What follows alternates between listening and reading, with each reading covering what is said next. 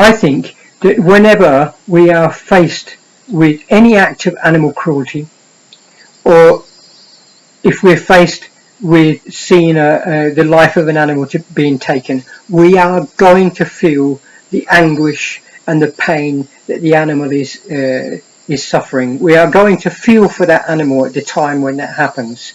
We are going to, it's going to affect us, especially if we're seeing that on a daily basis, like slaughterhouse workers are. They're going in every day, they're witnessing, actually they're not only witnessing, they're participating in horrendous acts of carnage to these animals.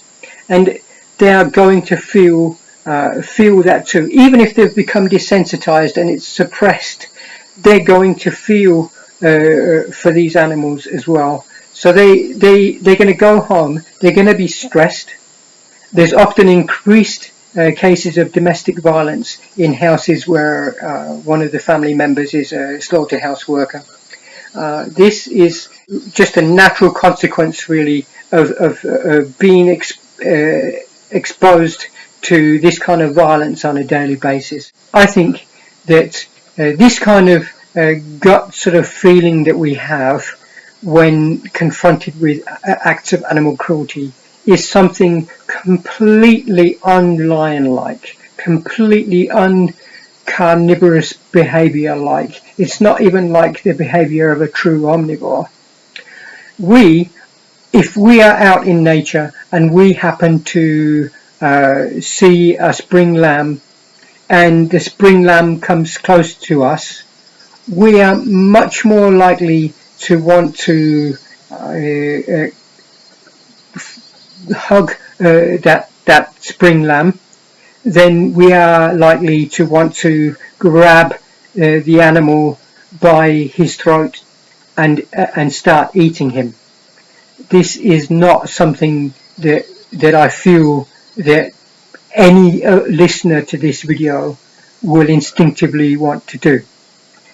Equally, if we happen to see a calf suckling from the udder of his mother, we are not going to want to grab him and remove him from his mother so we can drink his milk from the mother instead. This is not the kind of behavior that we would have. I think that even in the case of if you imagine a cat lying on the ground and a butterfly should come and land next to him, then the cat is very, very likely going to use its gut instinct and jump on that butterfly and kill the butterfly.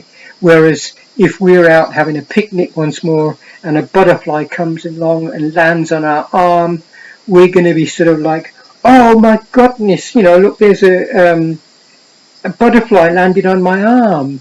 You'd feel kind of privileged that the butterfly had done that. You wouldn't want to hit her and eat her. This is not something that you would instinctively feel to do. This is not something, your behavior is nothing like a lion. It doesn't matter if you're a pre-vegan or not. You should understand that you are nothing like a lion. A lion doesn't have mercy for animals. It doesn't show regret afterwards. I've seen a video of a lion having attacked a baby elephant. The lion had begun to eat the baby elephant before she was even dead. So, contrary to popular belief that lions may wish, first of all, to kill whichever animal they eat, this is, strictly speaking, not true. They don't really care whether the animal that they attack is alive or not, only as far as they don't want to be hurt by its feet that are moving around or whatever. That's the only reason they would do that. If there's no danger of being hurt, they're quite happy to just eat the animal while she or he is still alive.